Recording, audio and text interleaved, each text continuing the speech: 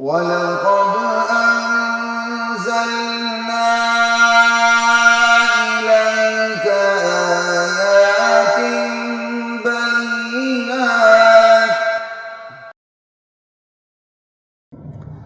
السلام علیکم ورحمۃ اللہ وبرکاتہ. ٹھیک ہے سر. بسم اللہ والحمد للہ والصلاة والسلام علی رسول اللہ اما بعد.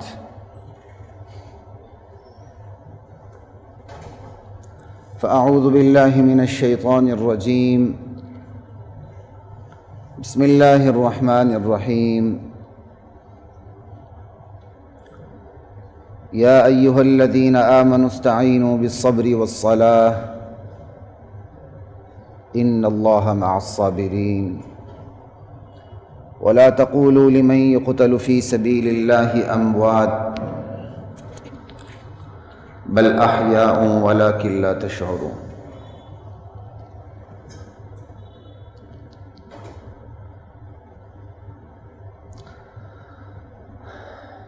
سورۃ البقرہ کی یہ آیات ہیں.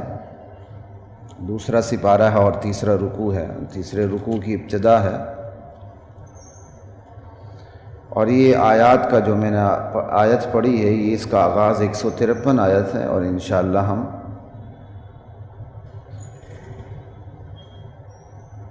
157 تک جائیں گے.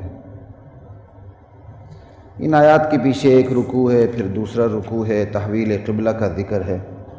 اختصار کے ساتھ اس کے پس منظر کو سامنے رکھتے ہوئے آگے نکلوں گا، کیونکہ پس منظر کو سامنے رکھنے سے ہی ان آیات کی قدر و قیمت اور اس کی تفہیم سامنے آتی ہے. پیچھے قبلے کی تبدیلی کا ذکر ہے. بیت المقدس سے بیت اللہ قبلہ ہوا اور اس سے پیچھے پھر آیات کے اندر بنی اسرائیل کا ذکر ہے. بنی اسرائیل کو اللہ نے دنیا کی امامت پر فائز کیا تھا. دنیا کی امامت کے منصب پر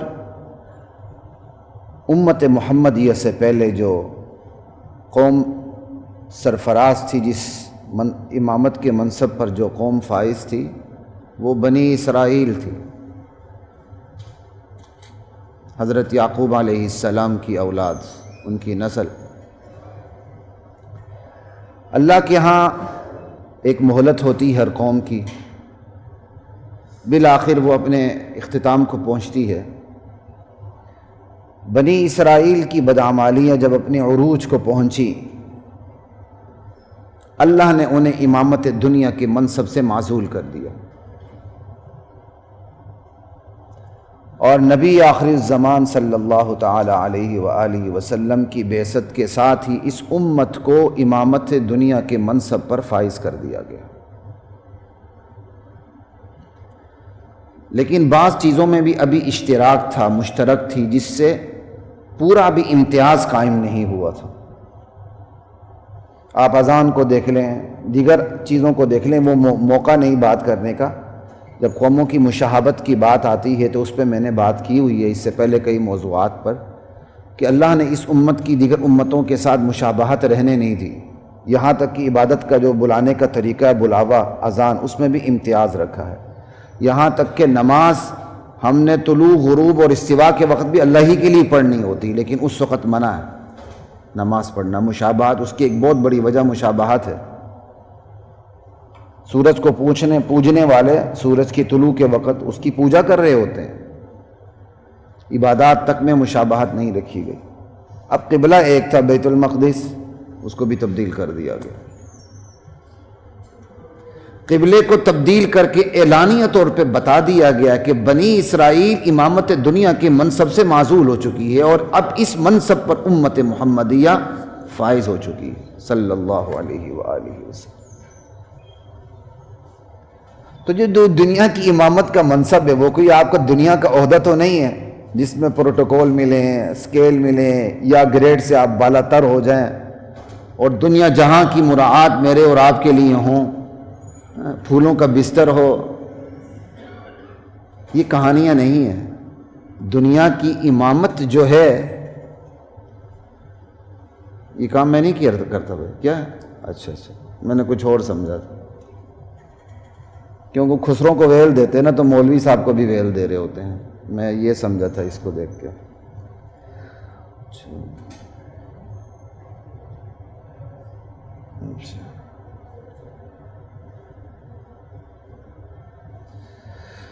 محمد الیاس ظفر صاحب ہیں جی، مخیر حضرات سے درخواست کر رہے ہیں کہ کوئی ویل چیئر ان کے لیے آٹومیٹک بیٹری والی دلوا دیں، شناختی کارڈ کی فوٹو کاپی ساتھ لگی ہوئی ہے، دے دیجیے گا۔ بہرحال تحقیق کرنے کے بعد آپ ان کی مدد کر لیں تو اچھی بات۔ لا الہ الا اللہ۔ امامت دنیا کے منصب پر جب فائز ہو گئی تو امامت کا جو منصب ہے وہ کوئی دنیا کا عہدہ نہیں ہے، یہ منصب ذمہ داری ہے۔ آخر امامت کا منصب ہے کیا؟ اگر اس کو دو لفظوں میں بیان کیا جائے تو امامت کا جو منصب ہے وہ صلاح اور اصلاح ہے، خود کو صالح بنانا، خود صالح ہونا، اور گرد و پیش کو، پوری دنیا کو، پورے سماج کو، پورے معاشرے کو، سوسائٹی کو صالح بنانے کی کوشش میں جت جانا۔ یعنی یار نماز پڑھ لو، آ جاؤ، اچھا نہیں چلو ٹھیک ہے، بیگم نماز پڑھ لو، چلے گئے، دم دبا کے ایسے باہر آئے جیسے کوئی چور باہر آ رہا ہوتا۔ یہ نہیں ہے، اس جد و جہد میں اپنی زندگیوں کو کھپا دینا، اللہ کی مرضی کے مطابق زندگی گزارنا، اور اللہ کی مرضی رسول اللہ کی سیرت سے نمایاں اور عیاں ہے، اور پوری دنیا کو اس ڈگر پر لانے کی کوشش میں لگ جانا، جت جانا۔ صلاح اور اصلاح، یہ ہے امامت کا منصب۔ ان دونوں کاموں میں جب بنی اسرائیل نے خرابیاں پیدا کر دی تو ان کو امامت کے منصب سے معزول کر دیا گیا من جانب اللہ۔ اب یہ آخری امت اس منصب پر فائز ہو چکی ہے، اس نے یہ کام کرنا ہے، خود صالح بننا ہے، گرد و پیش کو صالح بنانے کی جد و جہد میں لگے رہنا ہے۔ تو جد و جہد کیسے ہوگی؟ بندہ پیدائشی فطرتی داعی ہوگا۔ یہ داعی ہونا صرف ممبر والوں کا کام نہیں کہ اہل علم داعی ہوں، ہاں ان کا کام یہ زیادہ ہے۔ ہر فرد مسلم پیدائشی طور پر، فطرتی طور پر داعی ہوتا ہے۔ اور دعوت کیا ہے؟ نصیحت، تنقید ہے، تعمیر ہے۔ دعوت صرف تعمیر نہیں ہے، دعوت صرف تنقید نہیں ہے، دعوت میں تنقید بھی ہے، تعمیر بھی ہے۔ جہاں ملت کی تعمیر کرنی ہے وہاں ملت کی جو نازک گوشے ہیں، جہاں وہ کمزوریاں دکھا رہی ہے، اس کی نبض پہ ہاتھ رکھنا ہے، اس کی بیماری بتانی ہے، علاج تجویز کرنا ہے، اس کی تشخیص کرنی ہے۔ پھر مریض کیا کرے گا؟ بڑک اٹھے گا۔ ہاں محبت محبت محبت کے اگر آپ نے ادھورے نعرے لگانے، جوڑ جوڑ جوڑ، تو پھر اس میں پروٹوکول ملتا ہے، پھر اس میں شہرت ملتی ہے، پھر اس میں بندہ برینڈ بن جاتا ہے۔ لیکن جب آپ نے دعوت کا اصل کام ہاتھ میں لینا ہے، جس میں تنقید بھی ہے، تعمیر بھی ہے، تو پھر جہاں پھولوں کی بارش ہوگی اس سے پہلے پتھروں کی بارش ہوتی ہے۔ پھولوں کی بارش تو وہ کریں گے جو صالح بن جائیں گے اور ان کو پتہ چل جائے گا کہ آپ کی محنت سے ان کی زندگی تبدیل ہو گئی ہے، آپ کی محنت سے وہ جہنم سے جنت کے راستے پہ لگ چکے ہیں۔ تو ایسے لوگ پھر آپ کے پسینے پر اپنا خون بہانے کے لیے بھی تیار ہوں گے۔ یہی صحابہ تھے، اسلام لانے سے پہلے اللہ کے رسول کے خون کے پیاسے تھے۔ یہی صحابہ تھے، اسلام لانے کے بعد اپنی جان، اپنی اولاد کی جان، بیوی بچوں کی جان ساری لٹا کے رکھ دی۔ یہ ہے امامت کا منصب۔ لا الہ الا اللہ۔ تو امامت کے اس منصب پر مشکلات کا سامنا کرنا پڑتا ہے، جد و جہد کرنی پڑتی ہے، جت جانا پڑتا ہے، اور اللہ تعالیٰ نے دنیا کو دار الامتحان سے کہیں بڑھ کے، دار الانعام سے بڑھ کے دار الامتحان بنایا ہوا. یہ دار الانعام بھی، اللہ تعالیٰ کی انعامات کی بارش بھی اسی دار الامتحان میں ہوتی ہے. لیکن جو بیسکلی جو اس کا سٹرکچر ہے وہ دار الانعام سے کہیں زیادہ دار الامتحان کا ہے. اس دار الامتحان کے اندر امتحان میں جو یہاں بھی کامیاب ہوتا رہتا ہے تو انعامات کی بارش یہاں بھی برستی رہتی ہے. یہاں انعام بھی دراصل امتحان ہے، یہ دار الامتحان ہے. یہاں جو انعام ہے وہ بھی امتحان ہے، اور یہاں جو مصائب ہیں وہ بھی امتحان ہے. جو دنیا کی تخلیق ہی اس بنیاد پہ ہوئی ہے، اس کا فنومینا ہی یہی ہے، اس کی بنیاد اور اساس ہی یہی ہے کہ یہ دار الامتحان ہے. تو دار الامتحان میں امتحان سامنے آئیں گے، مشکلات آئیں گی، روڑے اٹکائے جائیں گے. جب صلاح اور اصلاح کا کام کریں گے سب سے پہلے آپ کا اپنا نفس سامنے آئے گا. دفاع کرو بھائی، کسی کی کیا پرواہ کرنی ہے، نماز پڑھو، حق حلال کی روزی کھاؤ، جو جدھر لگے رہنے دو. پنجابی میں بھی کہتے ہیں نا، یہ میں نے اردو میں کہہ دی، پنجابی میں تو یہ بڑا چلتا ہوا ٹکسالی جملہ ہے، جڑا جتھے لگا ہے. ارے جڑا جتھے لگا ہے لگا رہنے دو. پھر انبیاء کیوں آئے ہیں، کتابوں کا نزول کیوں ہوا ہے، حق و باطل کا میدان کیوں لگتا ہے، جڑا جتھے لگا رہنے دو. عجیب بات ہے. اس سے مکروہ جملہ تو دنیا میں نہیں، اس سے مکروہ بیانیاں. جب آپ صلاح اور اصلاح کا کام کریں گے سب سے پہلے، اب چونکہ میں نے آیات پہ بات کرنی ہے تو اختصار کے ساتھ بات کر رہا ہوں. خود صالح بننا ہے تو اس میں نفس سامنے آئے گا، صالح بنانے کی کوشش کرنی دنیا سامنے آئے گی. جب خود کو صالح بنانے کی کوشش کریں گے اپنا نفس سامنے آڑے آئے گا. اپنا نفس، اپنا شیطان. یہ نفس خود ایک شیطان بھی ہے، نفس امارہ بھی تو ہے نا. اسی پہ محنت ہو یہ نفس مطمئنہ ہو جاتا ہے، اسی پہ محنت ہو تو نفس امارہ سے نفس لوامہ بن جاتا ہے، ملامت کرنے لگ جاتا ہے، یار تمہیں ایسا نہیں کرنا چاہیے. مزید محنت ہو تو نفس مطمئنہ بن جاتا ہے. اس پر پھر اللہ کی طرف سے سکینہ نازل ہوتی، اطمینان، چین، وقار، متانت، ہر حال میں ثابت قدمی. تو خود صالح بننے کی کوشش کریں گے، نفس آڑے آئے گا، شیطان آڑے آئے گا، ہوس پرستی، خواہشات کی پرستش، یہ ساری چیزیں سامنے آئیں گی. اور صالح بنانے کی کوشش کریں گے، بیوی بچے سامنے آ جائیں گے، خاندان، قوم، قبیلہ، ذات، برادری سامنے آ جائے گی، گاؤں اور پنڈ کے رواج سامنے آ جائیں گے، ملک کے کسٹم سامنے آ جائیں گے، اس دھرتی کے غیر اسلامی قوانین سامنے آ جائیں گے، سماج سامنے آ جائے گا، پورا معاشرہ سامنے ہوگا، پوری ریاستیں، فرد، معاشرہ، ریاست، سیاست، اقتدار آپ کے مقابلے پر اتر آئے گا، روڑے اٹکائے گا. اوپر سے آپ دعوت کا کام بھی کر رہے ہیں. دنیا تو پہلے ہی دار الامتحان ہے، اس کی تو اساس ہی یہ ہے کہ یہاں مشکلات کا سامنا ہو، مشکلات کے بعد آسانی ہو. فَإِنَّ مَعَ الْعُسْرِ يُسْرًا إِنَّ مَعَ الْعُسْرِ يُسْرًا. اوپر سے آپ دعوت کا کام بھی کر رہے ہیں، اور دعوت بھی کیسی کریں، میٹھی میٹھی باتیں نہیں کرتے، خالی میٹھی کڑوی دونوں باتیں ہیں، بلکہ دعوت میں کڑوی بات پہلے، میٹھی بعد میں، لا الہ پہلے، الا اللہ بعد میں. یہاں کے صوفی بھی اللہ اللہ اللہ اللہ کے رٹے لگواتے ہیں. وہ اللہ ہو کو انہوں نے اللہ ہوا بنا دیا. اللہ آپ نے ایک ہوٹل پہ بھی دیکھا ہوگا، بعض جگہوں پہ اللہ آگے ہو بڑا الگ لکھا ہوتا ہے. بھائی وہ اللہ ہو کی ہو پہ پیش ہے، جس کو آپ نے اتنا بڑا ہو کر کے الگ سے بنا دیا. کیا مطلب ہے اس کا؟ اللہ ہوا نہیں ہوتا، ہوا اللہ تو ہوتا ہے، اللہ ہوا نہیں ہوتا. یہ تو انکمپلیٹ ایک بات ہے. وہ صوفی صاحب بھی اللہ اللہ پہ ضربے لگاتا ہے. ضرب لگانے کی چیز ہے لا الہ، پھر الا اللہ ہے. لا الہ فتنوں کا خاتمہ کرتا. لا الہ سے ہوتے ہوئے اللہ پر آئیں گے. اللہ کی عظمت، اس کی ہیبت، اس کا جلال، اس کی محبت، اس سے تعلق، اس سے خشیت، اس سے خوف، یہ ساری چیزیں دل میں بیٹھیں گی. اسی کا نام ایمان ہے.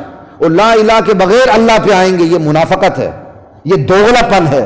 جو لا الہ کے بغیر اللہ پہ آتا ہے وہ اللہ اللہ بھی کرتا ہے، اور جب اس پر مشکلات آتی ہیں پھر وہ غیر اللہ کے پاس بھی جاتا ہے. لیکن جو لا الہ کے راستے آتا ہے وہ اللہ کے سوا کسی در پہ نہیں جھکتا. اس امت کی تحریکیں ناکام اس لیے ہیں کہ وہ لا الہ کے راستے الا اللہ پہ نہیں آتی، وہ الا اللہ پہ ضربے لگا رہی ہیں. کیوں؟ لا الہ پہ مشکلات کا سامنا کرنا پڑتا ہے. جب دعوت دیں گے لا الہ تنقید ہے، الا اللہ تعمیر ہے، لا الہ انکار ہے، الا اللہ اقرار ہے، لا الہ نفی ہے اور الا اللہ اثبات ہے، لا الہ منفی ہے، الا اللہ مثبت ہے، لا الہ برات کا اعلان ہے، الا اللہ اللہ سے تعلق جوڑنے کا اعلان ہے. یہی تو ایمان ہے. الحب للہ والبغض للہ، الحب فی اللہ والبغض فی اللہ، البغض للہ الحب للہ والبغض للہ، دونوں ہیں. محبت بھی اللہ کے لیے، دشمنی بھی اللہ کے لیے. یہاں کا فرد، یہاں کا مولوی، یہاں کے صوفی، یہاں کی بڑی بڑی سیاسی مذہبی جماعتیں، یہاں کی بڑی بڑی اصلاحی تحریکیں لا الہ پہ نہیں آتی، الا اللہ کا رٹا لگاتی ہیں. چونکہ یہاں کی مذہبی سیاسی جماعتیں بھی اب چونکہ جمہوری ہو چکی ہیں اور معذرت کے ساتھ جمہوریت کو انہوں نے اپنا پورا مذہب اوڑھنا بچھوڑنا بنا لیا ہے اور اس کے ساتھ ماشاءاللہ اسلامی کی دھن بھی لگا دی ہے. تو عوام کی کیا غلطی ہے؟ عوام نے تو علماء کو دیکھنا ہے. ایک بہت بڑا مفکر جمہوریت کے ساتھ اسلامی کی دھن لگا دے گا تو پھر بچے گا کیا؟ تو بھائی یہی کھیل پہلے بھی کھیلا گیا ہے، شعوری یا غیر شعوری طور پر. ہم نیت پہ شک تو نہیں کریں گے، ہم یہی کہیں گے غیر شعوری طور پر یہ غلطی ہوئی ہے. اسلامی اشتراکیت، اسلامی سوشلزم، اس سے پہلے اسلامی سوشلزم تھا بھائی. جب آپ نے اسلامی نان اسلامی کی بجائے مطلقاً ایبسلوٹلی سمجھ آئی سوشلزم کی تنقید کر دی تو آپ کو مطلقاً جمہوریت پر بھی تنقید کرنی چاہیے تھی. آپ نے تو سوشلزم کا صفایا کر دیا، جمہوریت کی باری آئی تو اسلامی لگا دیا. اب آپ کو ان بڑے بڑے سیاسی قائدین کے جو فالوورز ہیں، متبعین ہیں، پیروکار ہیں، یقین جانے مدارس کے پڑھنے والے کئی فارغ علماء ہیں جو جمہوریت پر مناظرے کرتے نظر آتے ہیں کہ جمہوریت کے تھرو سارا کچھ ہوگا. آج جہاد کے تھرو کچھ نہیں ہوگا. آج جد و جہد کا آخری اور اول و آخری طریقہ جمہوریت ہے، حالانکہ جمہوریت کی تاریخ ہی کتنی مختصر ہے. تو دعوت لا الہ تنقید ہے. اللہ کے نبی پر الا اللہ پہ مشکلات نہیں آئی ہیں، الا اللہ پہ مشکلات نہیں آئی ہیں، بلکہ آپ کو کہا گیا وَدُّوا لَوْ تُدْهِنُوا فَيُدْهِنُونَ. یہ تدہینو جو ہے نا مداہنت، جو ہم اردو میں بھی استعمال کرتے ہیں، یہ دہن سے، دہن تیل کو کہتے ہیں. تو میں مداہنت کہتا ہوں تیل لگانا، مسکا لگانا. سمجھ آئی؟ مداہنت. اللہ کے نبی کو کہا گیا آپ نرم پڑ جائیں تو ہم بھی نرم پڑ جاتے ہیں. یہ لوگ کہتے ہیں آپ نرم پڑ جائیں ہم بھی نرم پڑ جائیں گے. وہ کیا؟ آپ اللہ اللہ جتنی مرضی کریں، لا الہ کے ذریعے ہمارے معبودوں پہ تنقید نہ کریں.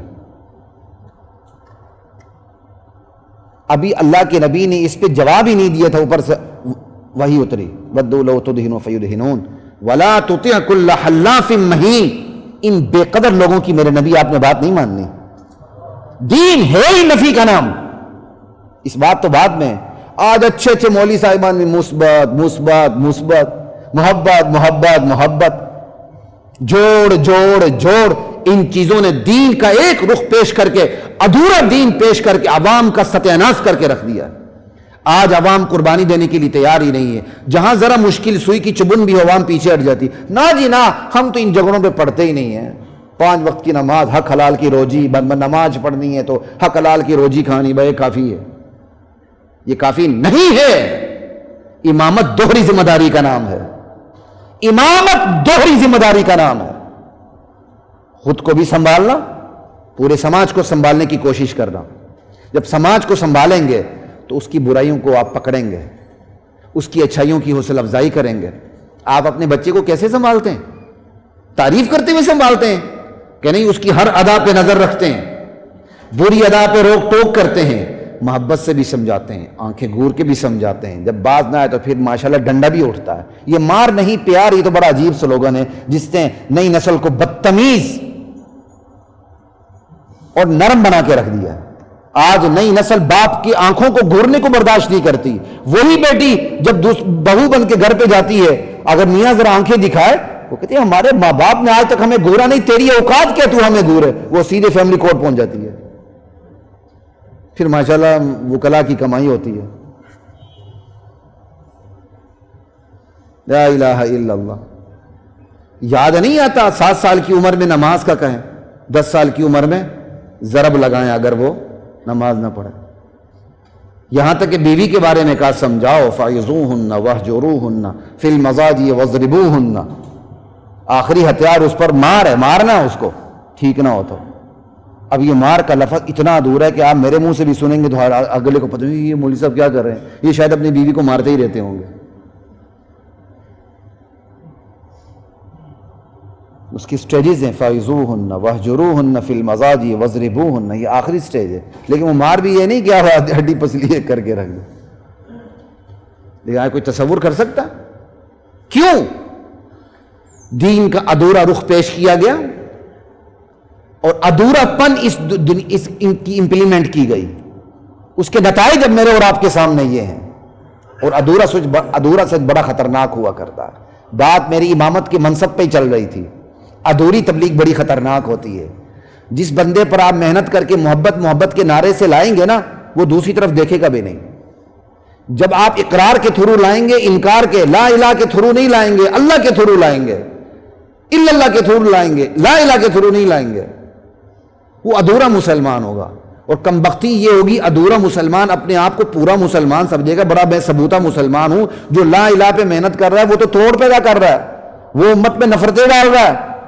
وہ ادھورا مسلمان زیادہ خطرناک بنے گا, وہ ادھورا داعی زیادہ خطرناک بنے گا.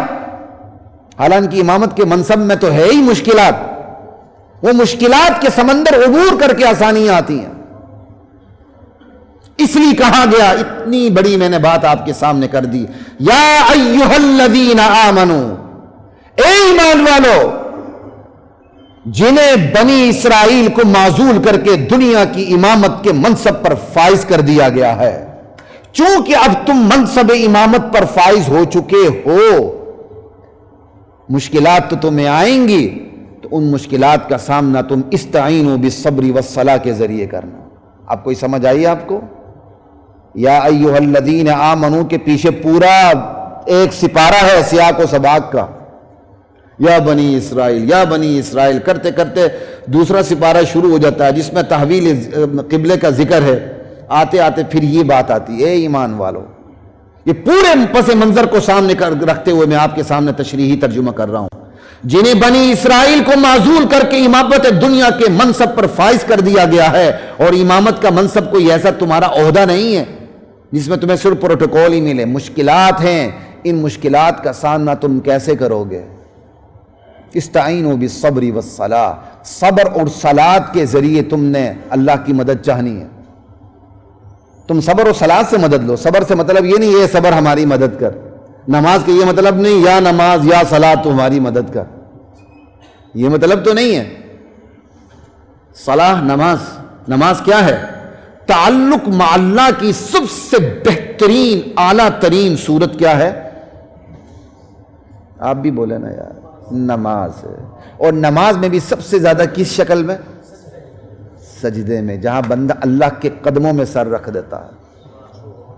کیونکہ انسان اس مقام پر سب سے زیادہ عاجزی کے مقام پر ہوتا ہے, اور یہی وہ عاجزی کا مقام ہے جہاں بندے کی اللہ سے ملاقات ہو جاتی ہے. بس صرف عاجزی کا مقام ہے جہاں بندے کی اللہ سے ملاقات ہوتی ہے. اللہ اپنے بندے سے ملاقات عاجزی کے مقام پہ کرتے ہیں کہ بندہ عاجز ہو کے آئے. جس بندے میں تکبر ہو, اللہ اس کو دیکھنا پسند نہیں کرتے. سمجھ آئی؟ یہ وہ مقام ہے.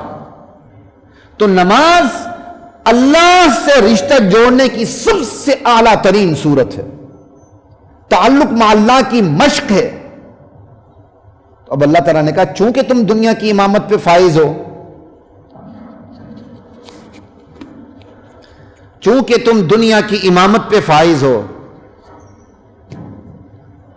لا الہ, احسان یاد دلانا, کوئی اور اس کا علاج کریں گے, ٹھیک ہے؟ چونکہ تم دنیا کی امامت پہ فائز ہو تو مشکلات کا سامنا تو کرنا پڑے گا.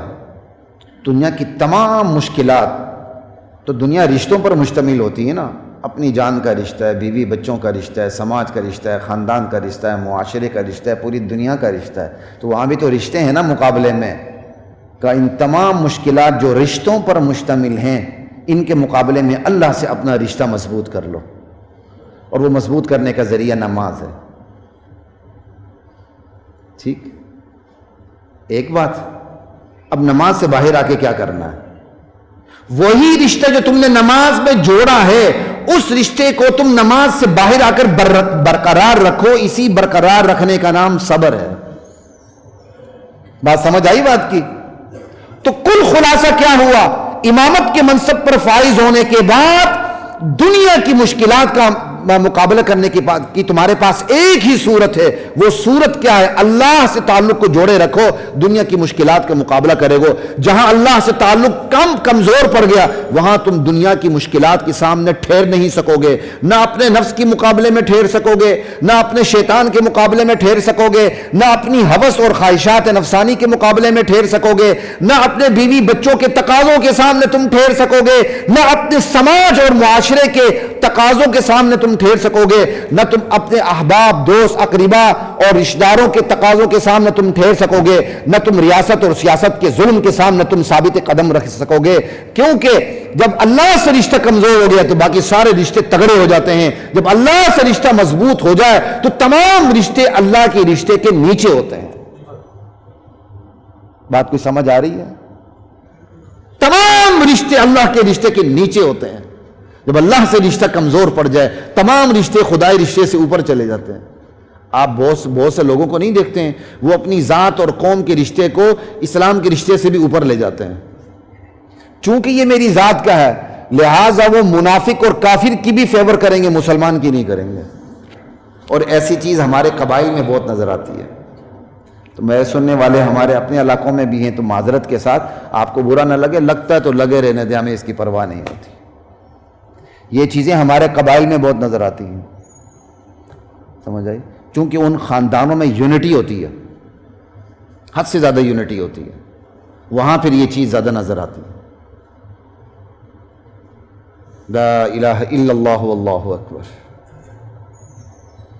یہ ہے یا ایھا الذین آمنوا استعینوا بالصبر والصلاۃ. امامت کے منصب پر فائز ہونے کے بعد دنیا کی مشکلات کا مقابلہ ایک ہی طریقہ ہے، صبر اور نماز. نماز تعلق باللہ کا نام ہے، صبر اسی تعلق باللہ کو نماز سے باہر آنے کے بعد برقرار رکھنے کا نام ہے. صبر، دین پر ثابت قدم رہنا. صبر علی الطاعہ. مصیبت آئے تو کہیں مصیبت میں جنجلاتے ہوئے دین سے باہر نہ نکل جانا، اللہ پر اچھا گمان رکھتے ہوئے اللہ ہی کے در پہ حاضر دینا. صبر علی المصیبہ. گناہ سامنے آ جائے اس سے رکے رہنا. صبر عن المعصیہ. صبر کی تمام صورتیں اس کے اندر داخل ہیں. اور یہ نماز میں مشق ہے. جب نماز میں تعلق جڑے گا باہر بھی آ کے جڑے گا.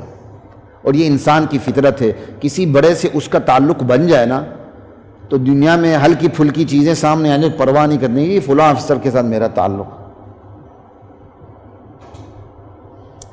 اگر کسی I G level, D I G, S P level سے آپ کا تعلق ہو تو ایک آپ کو بڑا ایک اعتماد ہوتا ہے کہ ایک عام پولیس والا مجھے چھیڑ نہیں سکتا، ورنہ اس کی خیر نہیں ہوگی. لیکن اگر بیچارہ ایک عام آدمی ہے، اس کا کوئی تعلق کہیں بھی نہیں ہے، تو جس نے لائسنس چیک نہیں کرنا وہ بھی موٹر سائیکل کا لائسنس چیک کرنے کے بعد 100 روپے دیاری جیب میں ڈال لیتا ہے، یا کوئی گولڈ لفٹ کے سگریٹ اسے لے لیتا. یہ دنیا کی فطرت بھی ہے. آپ کا کسی بڑے سے تعلق ہو تو آپ کو اعتماد حاصل ہوتا ہے. تو سب سے بڑا کون ہے؟ جب اللہ سے تعلق استوار ہو جائے تو جو پھر اعتماد کی کیفیت پیدا ہو سکتی وہ پھر کسی اور میں نہیں ہوتی. اور جتنا تعلق استوار ہوگا اتنا بندہ اعتماد میں ہوتا ہے. کوئی پرواہ نہیں، کیوں؟ اللہ میرے ساتھ ہے. یہ ہے یا ایھا الذین آمنوا استعینوا بالصبر والصلاۃ ان اللہ مع الصابرین. لوگو یہ جو تمہیں حکم دیا جا رہا ہے نا، صبر و صلاۃ سے مدد چاہو، صبر و صلاۃ کے ذریعے مدد تم چاہو اللہ سے، یہ کوئی آپشنل آرڈر نہیں ہے کہ تم حکم پر عمل کرو یا نہ کرو، یہ کمپلسری ہے۔ کیوں؟ ان اللہ مع الصابرین، اللہ کی معیت، اللہ کی فیور، اللہ کی ہمراہی صبر کرنے والوں کے ساتھ ہے۔ جو بے صبرہ ہوتا ہے اللہ اس کو اپنی فیور دیتے ہی نہیں، راندہ درگاہ کر دیتے ہیں۔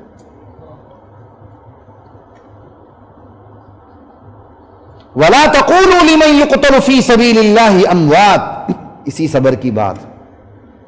اب دنیا کے امامت کے منصب پر فائز ہوتے ہوئے مشکلات کا سامنا کرنا پڑے گا یا صبر کا سامنا کرنا پڑے گا، اس دوران تمہاری جان بھی جا سکتی ہے، لیکن اللہ کے لیے صبر، اللہ سے تعلق کو استوار کرنا، یہ اتنی بڑھیا چیز ہے کہ اس کو استوار رکھتے ہوئے تمہاری جان بھی چلی جائے تو دنیا کے اعتبار سے تو فزیکلی تم پر موت آ گئی، لیکن جان جانے کے بعد جو تمہیں حیات حاصل ہوگی اس کا کوئی مقابلہ نہیں۔ شہید ہوتا وہ ہے جس پر موت آتی ہے، شہید اسے نہیں کہتے جس پر موت نہ آئے، شہید ہوتا وہ ہے جس پر موت آئے۔ اور سب سے اعلیٰ شہید وہی ہوتا ہے میدان جنگ میں دوا دارو بھی نہ ملے شہید ہو جائے، دوا دارو ملے بعد میں فوت ہو جائے وہ چھوٹا شہید ہے، بڑا شہید دوا دارو بھی نہ ملے چلا جائے۔ سب سے بڑا شہید جو میدان جنگ کے اندر شہید ہو جائے، کہا اس کو جو بل احیاء، تم ان کو مردے مت کہو۔ ہاں دنیا کے اعتبار سے فزیکلی ان پر موت آ چکی ہے، روح اور جسم کا تعلق ختم ہو چکا ہے، الگ ہو چکے ہیں، روح اس کے عالم برزخ میں پہنچ چکی، جسم اس کا یہاں ہے، لیکن بل احیاء پھر بھی زندہ ہے۔ وہ دنیا کی زندگی نہیں، شہید کی زندگی برزخ کی جنت والی زندگی ہے۔ بھئی وہ کیسی ہے؟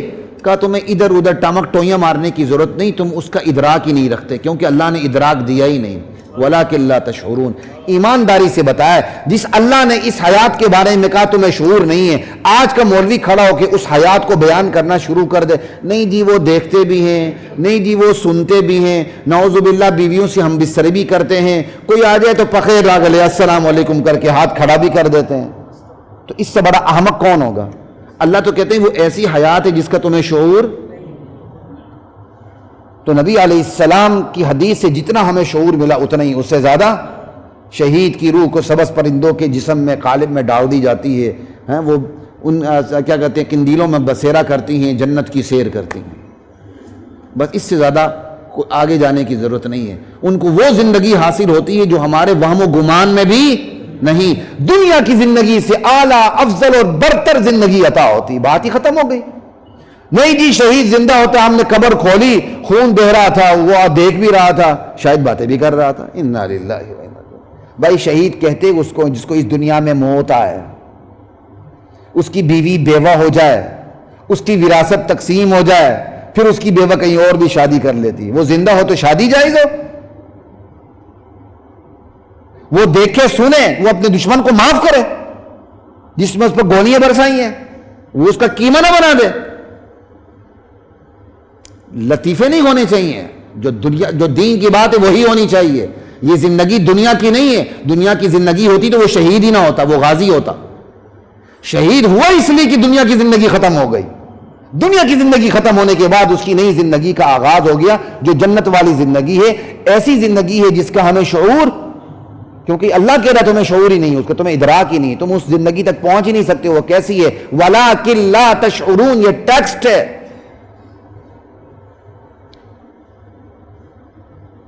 تو اللہ کہتے ہیں کہ یہ امامت کا منصب ایسا ہے، تمہیں صبر بھی کرنا ہوگا، اللہ سے تعلق جوڑ کے مقابلہ بھی کرنا ہوگا۔ اس مقابلے کے دوران تمہاری جان بھی جا سکتی ہے، جان جائے گی، تو چونکہ وہ اللہ کے لیے صبر کرتے ہوئے جان گئی ہے تو وہ جان بھی ایسی یہاں جاتی ہے وہاں وہ جان آ جاتی ہے، وہاں وہ سب سے بڑی اعلیٰ افضل زندگی ہوتی ہے، عام مومنین سے افضل زندگی ہوتی ہے شہداء کی۔ اب اللہ آگے یہی کہتے ہیں اسی صبر کے بارے میں کہ یہ صبر اللہ کے لیے، تم امامت کے منصب پر فائز ہو تمہیں صبر بھی کرنا ہوگا، دنیا کی مشکلات بھی آئیں گی، خوشگوار واقعات بھی آئیں گے، ناخوشگوار حادثے بھی آئیں گے، سیلاب بھی آئیں گے، آفتیں بھی آئیں گی، مصیبتیں بھی آئیں گی، زلزلے بھی آئیں گے، سماج کا اور کیا کہتے ہیں معاشرے کی مخالفتوں کا بھی سامنا کرنے کا پڑے گا، بہت کچھ کرنا پڑے گا۔ کیوں؟ تم امامت کے منصب پر فائز ہو، تم نے صبر اور صلات سے کام لینا ہے، تمہاری آزمائش ہونی ہے۔ وَلَنَبْلُوَنَّكُمْ بِشَيْءٍ مِّنَ الْخَوْفِ وَالْجُوعِ، ہم بالضرور تمہیں آزمائش میں ڈالیں گے۔ لام بھی تاکید کا، نون تاکید وہ بھی خفیفہ نہیں ثقیلہ، یہ گرامیٹیکلی بات کر رہا ہوں اگر کسی کو سمجھ آ جائے. اس کا ترجمہ یہ ہوگا البتہ ضرور، البتہ الگ، ضرور الگ، دو بڑی تاکیدیں. البتہ ضرور بالضرور ہم تمہاری آزمائش کریں گے. بشیء من الخوف، ایسی آزمائش نہیں کریں گے کہ تم دنیا سے ہی فنا ہو جاؤ، یہ امت ہی ختم ہو جائے، نہیں، وہ تم برداشت کر سکو گے. لیکن بشیء من الخوف والجوع، کچھ خوف میں ڈال کے، والجوع، بھوک میں مبتلا کر کے، کچھ خوف ڈال دیں گے، کچھ بھوک ڈال دیں گے، جان کا خوف، بھوک. وَنَقْصٍ مِّنَ الْأَمْوَالِ وَالْأَنفُسِ وَالثَّمَرَاتِ، جانی نقصان میں ڈال کے، مالی نقصان میں ڈال کے، آمدنی میں نقصان میں ڈال کے، اولاد کو ہم اٹھا کے، والثمرات، ہم تمہاری آزمائش کریں گے. وہی اللہ تعالیٰ نے کہا نا، لا یکلف اللہ نفسا الا وسعها، جان دینا بھی تمہارے بس میں، مال دینا بھی تمہارے بس میں، آمدنی کو جو تمہاری گھٹتی ہے وہ بھی تمہارے بس میں. یہ ہے بشیء من الخوف. تو بھائی اتنی بڑی قربانی دے کے ملے گا کیا؟ کہ وبشر الصابرین، میرے نبی ثابت قدم رہنے والوں کو میری طرف سے بشارت دیں. الذین اذا اصابتهم مصیبہ، یہ وہ صابرین ہیں جن پر دنیا میں کوئی بھی چھوٹی یا بڑی مصیبت پہنچتی. یہ مصیبت کا لفظ عربی میں چھوٹی بڑی ہر مصیبت کے لیے آتا ہے.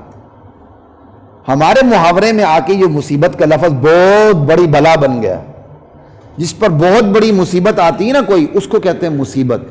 عام چھوٹی موٹی سوئی کی چبھن ہو، تکلیف ہو، کسی نے گور کے دیکھ لیا تو اس کو مصیبت نہیں کہتے ہیں. جبکہ عربی میں ہر ناخوشگوار ناگوار چیز کو مصیبت کہتے ہیں. آپ کو ایک ناگوار چیز لگی، مصیبت ہے. اچانک لائٹ چلی گئی، مصیبت ہے. کسی نے انسلٹ کر دی، مصیبت ہے. بیماری آ گئی، مصیبت ہے. موت آ گئی کسی پر اچانک، تو دوسروں کے لیے آزمائش ہے نا، مشکل ہے، مصیبت ہے. تو الذین اذا اصابتهم مصیبہ، یہ صابرین وہ ہیں جب انہیں کسی بھی قسم کی چھوٹی بڑی مصیبت پہنچتی ہے تو یہ بے صبرے نہیں ہوتے، یہ فوراً اپنے منہ سے بھی کہتے ہیں، دل میں تو ہوتا ہی ہوتا ہے. اِنَّ قَالُوا اِنَّا لِلَّهِ وَإِنَّا إِلَيْهِ رَاجِعُونَ. اے اللہ، قالوا، وہ کہتے ہیں ہم تو ہیں ہی اللہ کے، ہمارا رشتہ ہی اللہ سے، ہم غلام ہی اللہ کے، ہم نے واپس جانا بھی اللہ کے پاس. کوئی بات نہیں، اللہ سارے قرضے چکا دیں گے. اِنَّا لِلَّهِ وَإِنَّا إِلَيْهِ رَاجِعُونَ. اولئک علیہم صلوات من ربہم ورحمہ، یہی وہ خوش قسمت لوگ ہیں جن کو اپنے پروردگار کی طرف سے شاباشیاں ملیں گی. آپ کا پارٹی کا قائد کہتا ہے شاباش، ویل ڈن، آپ پورا سوشل میڈیا بھر دیتے ہیں کہ میرے بے نمازی گناہگار قائد نے مجھے شاباش کہہ دیا، آپ کو جنت مل جاتی ہے ماشاءاللہ. اور یہ شاباشیاں کون دے رہا ہے؟ من ربہم. عنایتیں کس کی؟ من ربہم. عنایتیں کس کی؟ نوازشیں کس کی؟ شاباشیاں کس کی؟ رحمتوں کی برسات کس کی؟ کا من ربہم. یہ وہ خوش قسمت لوگ ہیں جن پر اللہ کی رحمتوں کی برسات برستی ہے. ورحمہ، رحمت برستی ہے، مہربانیاں برستی ہیں. صلوات صلات کی جمع ہے. صلات کے اصل لٹرل میننگ نا متوجہ ہونا، اقبال الی الشیء، متوجہ ہونا. تو کیا مطلب؟ یہی لوگ رب کی توجہات کا مرکز بن جاتے ہیں. یہاں رب کو اپنی توجہات کا مرکز بنانے، بدلے میں اللہ آپ کو اور مجھے اپنی توجہات کا مرکز بنا لیں گے. کہتے ہیں نا مرکز تجلیات.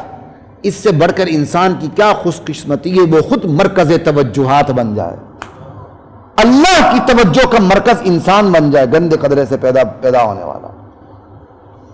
لیکن کب بنے گا؟ جب یہ قربانیاں دے گا، جب تھوڑلا نہیں ہوگا، جھنجھلائے گا نہیں، امامت کے منصب پر فائز ہوتے ہوئے، صلاح اور اصلاح کرتے ہوئے، مشکلات کا سامنا کرتے ہوئے اللہ سے اپنے رشتے کو جوڑے رکھے گا. وَأُولَئِكَ هُمُ الْمُهْتَدُونَ. اللہ کہتے ہیں ہدایت یافتہ صرف یہی ہیں، ہدایت اور کسی کے پاس نہیں، صرف انہی کے پاس. لا الہ الا اللہ واللہ اکبر. کچھ باتیں اور ذکر کر دیتا ہوں، اس پہ ایک حدیث ہے، وہ آج کے حالات کے حوالے سے بھی ہے. حضرت ام سلمہ رضی اللہ تعالی عنہ بہت بڑی صحابیہ، بہت بڑی صحابیہ. اصل تعارف ان کا باغ آئے گا جہاں بات ختم ہوگی. جان بوجھ کے نہیں بتا رہا ہوں کہ یہ کتنی بڑی صحابی ہیں،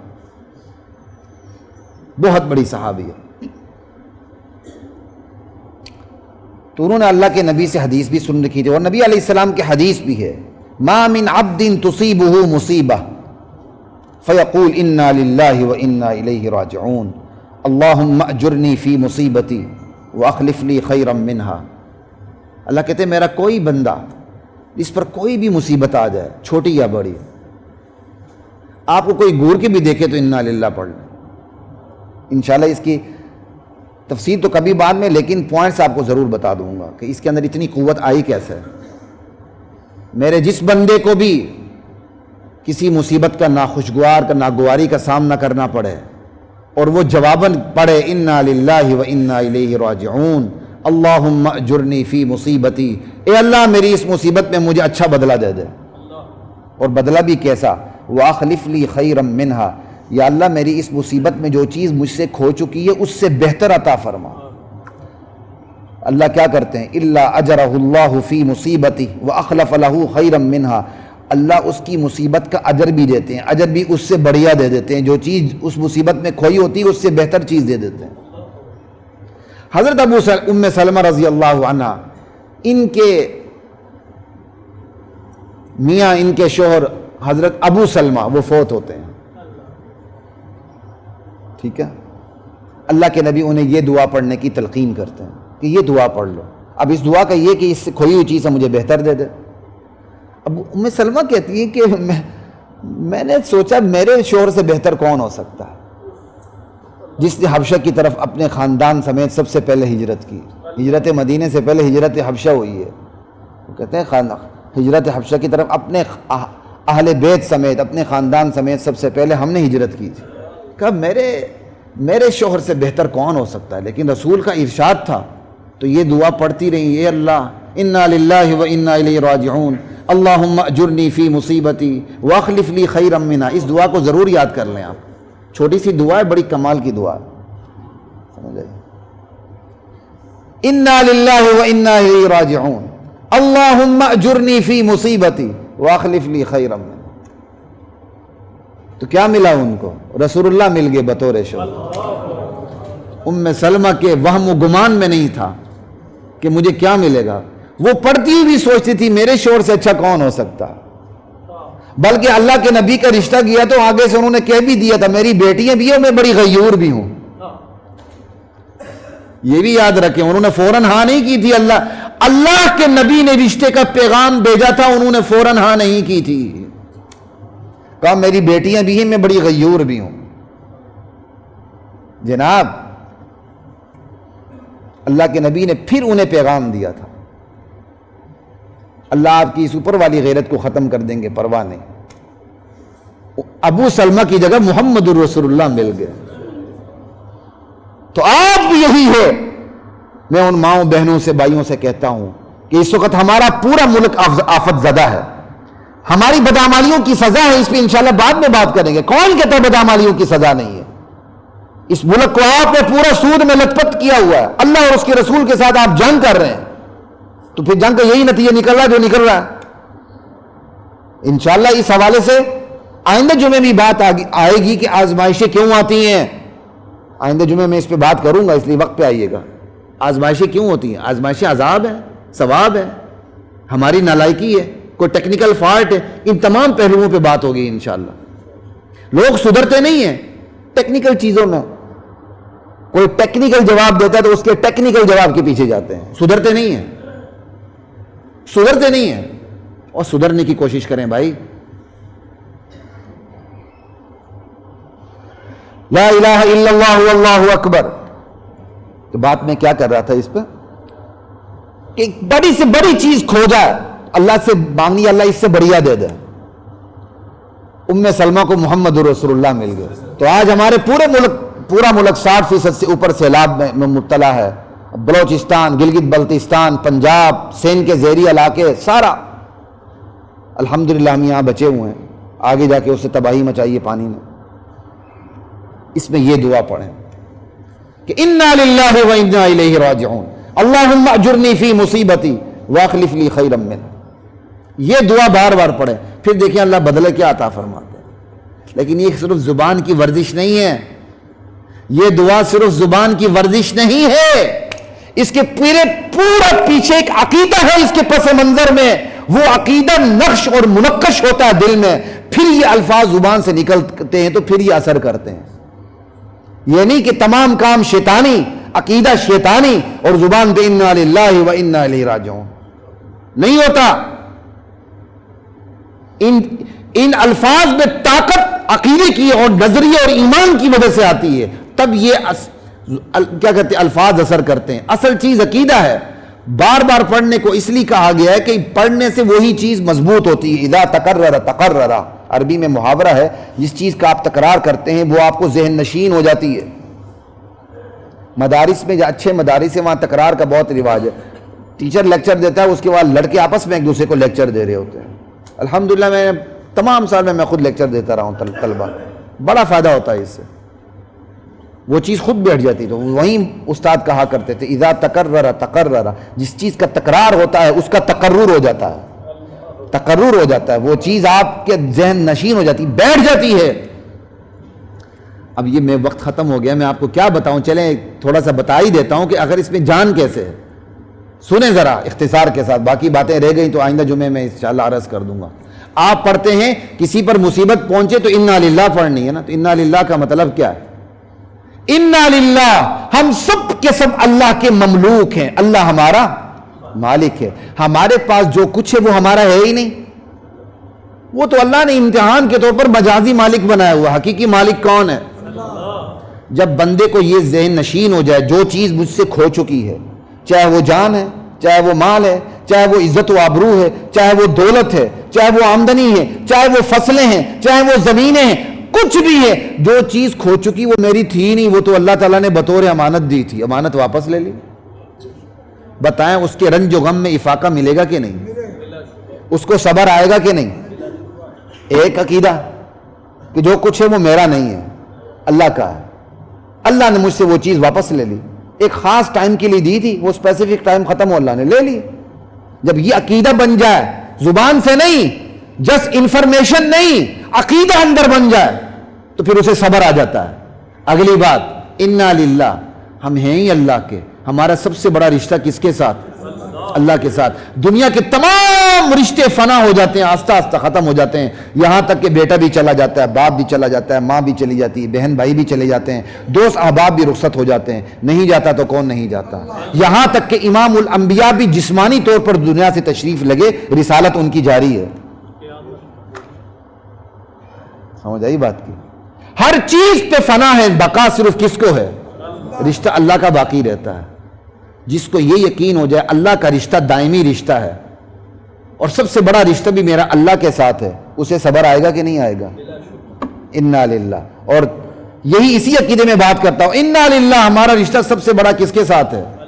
اور جس کے ذہن نشین ہو جائے سب سے بڑا رشتہ اللہ کے ساتھ ہے، تو تمام رشتے اللہ کے رشتے کے نیچے ہوں گے۔ وہ جان سے رشتہ اللہ کے رشتے کے نیچے، مال کا، اولاد کا، تجارت کا، فصلوں کا، زمینوں کا، جائیداد کا، جتنی بھی چیزیں وہ ان کے ساتھ ہمارے رشتے ہیں، لیکن ان سے بھی بڑا رشتہ کس کے ساتھ ہے؟